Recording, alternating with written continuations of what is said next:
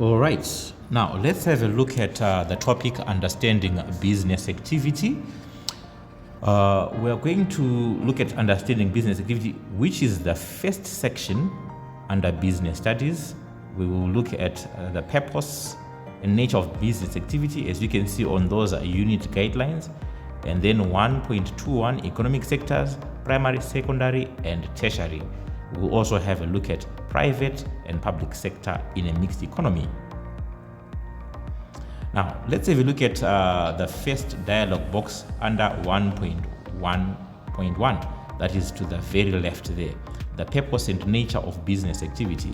We're going to be looking at needs and wants, scarcity and opportunity cost, specialization, purpose of business activity, and adding value. We'll also look at economic sectors. We have a primary sector. You should be able to know secondary sector, tertiary sector, and examples of each sector. We'll also have a look at private and public sector, and we'll look at examples of each as well. Now, what are needs and wants? To the very left there, needs. Needs are goods and services that people must have to survive. You've got food, clean water, shelter, basic healthcare. Whereas wants to the very right there are goods and services people would like to have, but obviously are unlimited and we cannot do without them. For instance, a smartphone or a car, designer trainers, a holiday abroad, which you can do without. But needs, if you go back to the very part, goods and services that people must have in order to survive. But once you can have them, but you may not even have them and you'll still survive. Now, why does this matter to a business? Why would we bother to classify needs and wants?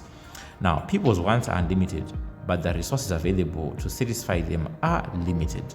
So you have to understand that if you want to satisfy people's wants, you need to be able to make some wise choices in order to produce those goods. Businesses exist to satisfy those needs and wants by producing goods and services. A business that understands what customers need and want is far more likely to sell its output. So what you need to understand is, what exactly do people want? What exactly do people need? Once you're able to find out what those are, you are able to sell the output that people need and perhaps want. Scarcity and opportunity cost. Now, there are not enough resources to produce anything or everything that people want. The four factors of production are all limited. Land is limited. Labor, the workers should be available. Sometimes we need skilled engineers, but they are not available. And because of that, they end up having to charge a premium in terms of their labor. Capital, machinery, tools and buildings. Enterprise, the risk takers who bring all together the factors of production. Because resources are scarce, choices must be made. You must make a choice on the number of workers you must have. You must make a choice with the money that you have, whether to buy machinery or to hire machinery, to buy a building or to rent a building. At that moment in time, you need to make a choice, whether to buy a truck or either to increase your marketing drive. You then need to make choices, which leads us to the topic opportunity cost to the far right. Now, on opportunity cost there, what we do have, the next best alternative given up when a choice is made. For example, a bakery has 2,000 to spend. It buys a new oven instead of a delivery van. Therefore, the opportunity cost is now equal to the delivery van, meaning that the bakery decided to buy a new oven, yet the delivery van was the next best alternative. Every choice has an opportunity cost for consumers, businesses, and governments. You may have an opportunity cost when you want to buy a pair of sneakers and a pair of jeans. And if the money can only buy a pair of sneakers, then the next best alternative, being a pair of jeans, is forgone and it becomes the opportunity cost. Good decision making means the benefit gained is worth more than what was given up. So when you make a very good decision in order to perhaps go to university, pursue your tertiary education, instead of perhaps maybe starting a small business, probably the skill that you acquire will be something that you get to use in the long run. The importance of specialization. Specialization happens when each worker or each business concentrates on the task they do best. This is also known as division of labor, especially if we now narrow it down at the workplace. Now, benefits of specialization: workers become quicker and more skilled at one task. Less time is wasted between moving jobs. Training is cheaper and shorter. Output per worker rises, so unit costs fall. Quality improves, which can raise the price charged. So these are all the benefits of specialization. Now, when we go to the very first benefit up there, workers become quicker and more skilled at one task because they are repetitively doing something. That's how you explain it. They become more skilled at one task. Obviously, because they've now become more skilled at one task, less time, and because they're also doing one task and not doing everything, less time is wasted between moving jobs, meaning that we end up having more output. Now, let's go to the drawbacks. Doing one task repeatedly becomes so boring, so motivation falls. Another point there, bored workers make mistakes and may be absent more often. This will obviously lower productivity, and hence you need to also mention that in your exam. If one specialist worker is absent, there is what is called bottlenecks. Production can stop because we rely on that other worker to come through to do their work. Workers have narrow skills, so they are hard to move to other jobs because now workers now know one task. For example, probably it's a car assembly. One worker only now knows how to spray paint and assemble the machinery that does the spray painting. They may not be able to do the placing of window panes. Standardized products can lack variety for customers. So as a result, maybe people are now specializing in making one particular product. Probably it's a company, and as a result, there is now lack of variety because of specialization. It can be the case. Now, let's have a look at the purpose of business activity. A business combines scarce factors of production to make goods and services that satisfy people's needs and wants. Now, we have, for example, the inputs: land, labor, capital, and enterprise. The processes, resources are combined and changed. Outputs: goods and services sold to customers. The purpose is needs and wants are satisfied. So these business processes, the inputs, the processes, and the outputs themselves are there to deliver the needs and wants, to satisfy the needs and wants. Now, business activity aims to, let's have a look at the lower dialog box there. Business activity also aims to earn a profit for the owners by selling output more than it costs to produce. That's the aim of a business, to make sure that you earn a profit. It's not just about profit. Starting a business is also about creating employment and incomes for workers who spend those incomes, who then spend those incomes. Apart from creating employment and earning a profit, the business is there to add value to raw materials by turning them into something customers want more. So that's the purpose. You are adding value, like a bag of maize grain can be ground to milli meal, and you have added value because milli meal now costs more than just the raw maize grain. To meet a social need, some organizations aim to help people rather than to make a profit, which is also true. Some businesses may seek to meet social needs. Now, let's talk about value addition. What is the definition of value addition? Added value is the difference between the selling price of a product and the cost of the materials bought in to make it. So if you look at that, added value is the selling price minus the cost of bought in materials. Let's have a look at the worked example. One loaf of bread, for instance. The selling price of one loaf of bread is $20. The bought in material, flour, yeast, and salt may have cost 45 cents. Therefore, the added value per loaf is 75 cents, as you can see. Please do take note that added value is not profit. Wages, rent, and power must still be paid out of it. So here we're just saying added value is simply the difference between selling price minus the cost of bought in materials. We will then talk of profits later when we then pay wages, when we then pay other expenses. Whatever then remains becomes the profit. Added value is, are we able to just sell at a higher price than the cost of bought-in material? Now, let's look at the lower dialog box. Why added value is important.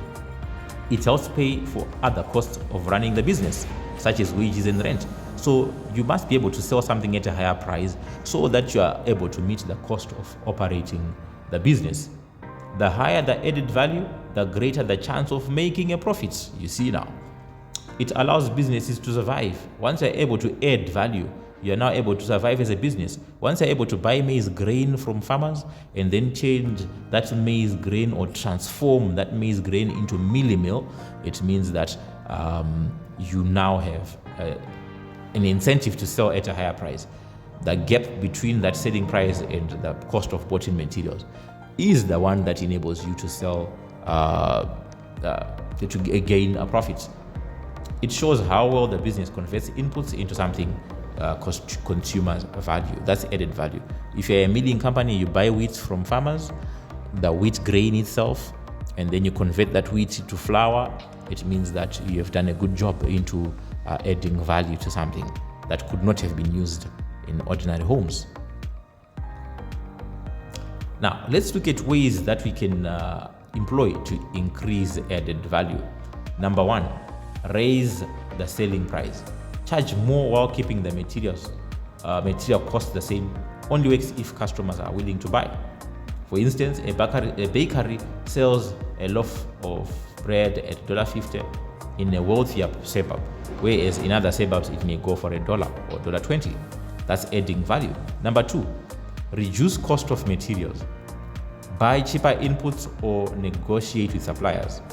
Quality, however, must not fall. So you can reduce the cost of material. You can reduce the cost of materials by buying cheaper inputs and negotiate with suppliers. So you can try and have a negotiation there. Number three, improve the product. Better design, quality, and packaging persuades customers to pay more.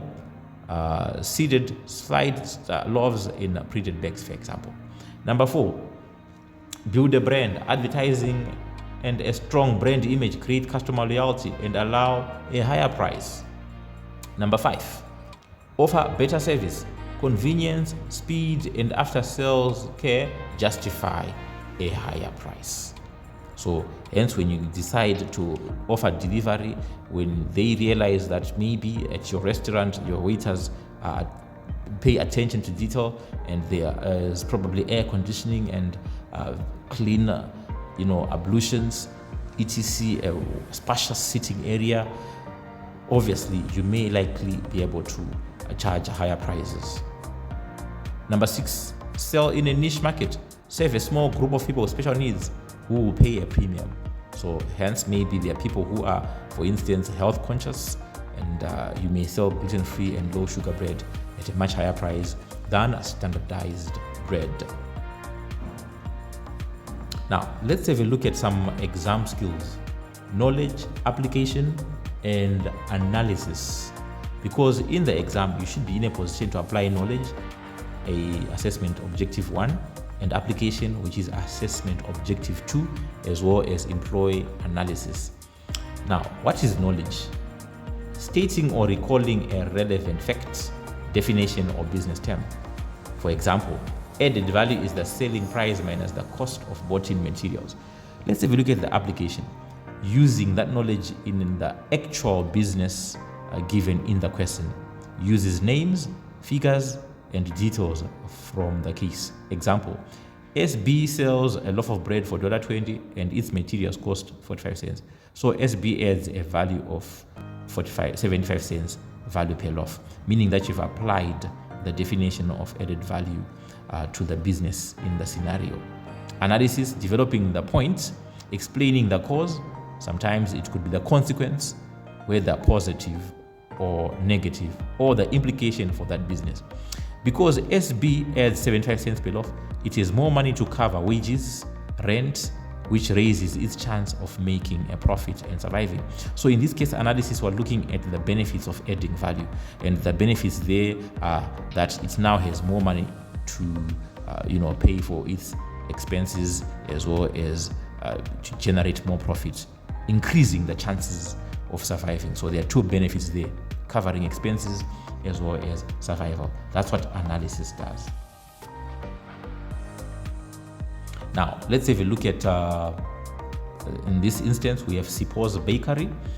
Let's read the scenario together. Sipo's Bakery is a small business in a busy township. Sipo employs 6 workers. Each worker does one job only. One mixes the dough, one shapes the loaves, one operates the oven, one wraps, one serves customers, and one delivers. SB buys flour, yeast, and salt costing 45 cents for each loaf. It sells each plain loaf for $1.20. Sipo saved $2,000. He must choose between a second oven, which would let SB bake 200 more loaves a day, or a delivery van, which would let SB supply shops in nearby suburbs. Sipo is now thinking of selling seeded and gluten-free loaves in printed bags at $2 each. His workers say the same job every day has become boring. So now you should be in a very good position even before you start answering. Let's go to the dialog box on the right, the blue box there. It highlights that you should be able to spot the concepts. Specialization, for instance, addressed in this scenario. Each worker does one job. Opportunity cost, van, oven or van, and not both. Added value, $1.20 less 45 cents. Increasing added value, new products, better packaging, higher price. Drawback of specialization, the workers are now complaining that work has become boring. So once you're able to spot these concepts, you are able to answer your questions nicely. Now, define the questions, for instance, that we see here. Define opportunity cost. Part B, identify 2 examples of specialization at SB.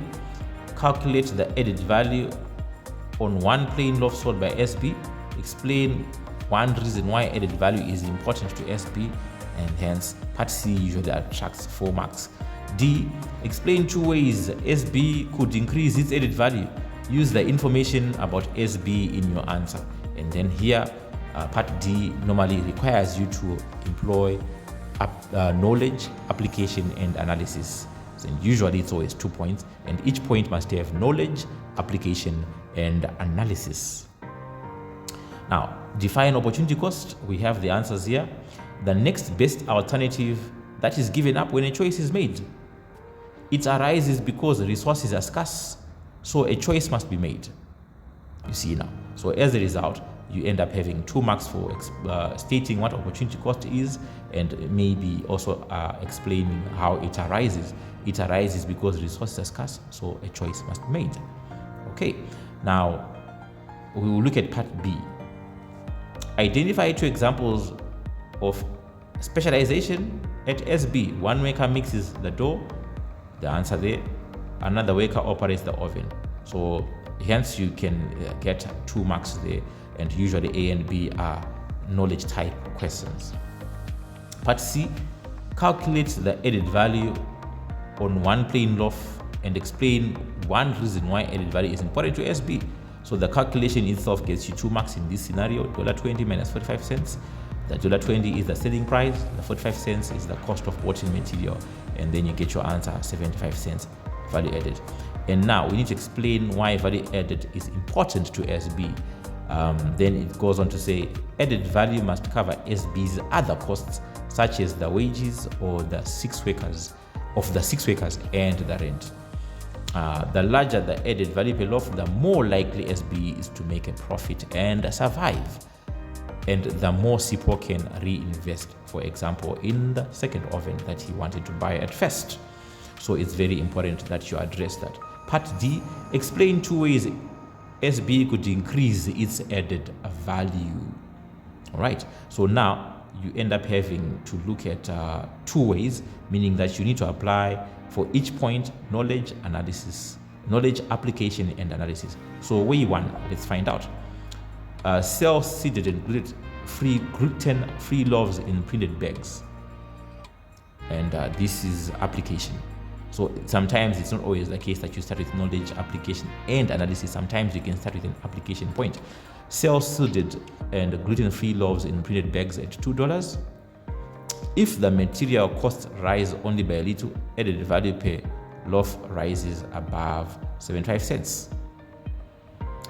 Because customers in a niche market will pay more for a product they cannot easily buy also. That's assessment objective 3, which is analysis. So what we have here for point 1 or for way 1, we have 2 applications and 1 application and 2 analysis points, which is sufficient. So sometimes it's not always the case that it has to be knowledge, application, and analysis, but they have to be balanced. There has to be either knowledge, application, or knowledge, application, and analysis, or you can have application, analysis, and analysis. So way 1, sell seeded and gluten-free loaves in printed bags at $2. That's application because you're applying to the business containing free loaves there, gluten-free loaves. If material costs rise only by a little, added value per loaf rises well above 75 cents. So hence, as a result, by just the material cost of the printed bags may not be much, but because we have got the labeling on the printed bags and which are well designed, we can even charge a higher premium. Because customers in a niche market obviously will pay more for a product they cannot easily get elsewhere. That's the impact or the consequence of selling in a niche market and selling that kind of bread. Let's have a look at way 2. Buy flour in bulk and reduce the 45 cents material cost, because when you buy in bulk you get discounts, so it may reduce the material cost. Lower bought-in cost widen the gap between price and materials, so added value per loaf rises without SB having to raise its price and risk losing township customers. So as a result, with way 2, we're looking at buying in bulk, because when you buy in bulk you get discounts. So you mentioned that SB will buy flour in bulk, and by earning discounts the unit costs may be low, and because of the lower unit costs and whilst maintaining the selling price, there will still be added value or increased added value without him having to increase his price, and therefore not even risk losing customers because of that. Now we get to look at classification of businesses, primary, secondary, and tertiary sector in the next presentation. But for now, I just thought we should then end here in terms of the questions themselves. So you have a look at these questions again, have a look at the scenario again, and look at how well you can then answer the questions. Define opportunity cost, identify 2 examples of specialization at SB, meaning that's going to be from the passage itself. Calculate the added value of 1 plain loaf sold by SB. Explain why added value is important to SB. Explain 2 ways SB could increase its added value. Use information about SB in your answer. So it's very important that you're able to do that, either apply knowledge, application, and analysis. So what I'm going to do is I will also send you perhaps even questions on PDF, how those questions can be answered alternatively, applying knowledge, application, and analysis on each of those 2 ways. I hope you can go and regurgitate on this on your own and be prepared to answer questions that will be sent your way. Thank you for watching. Be sure to sign up for online classes, and be sure to subscribe for any more updates on this feed. Thank you.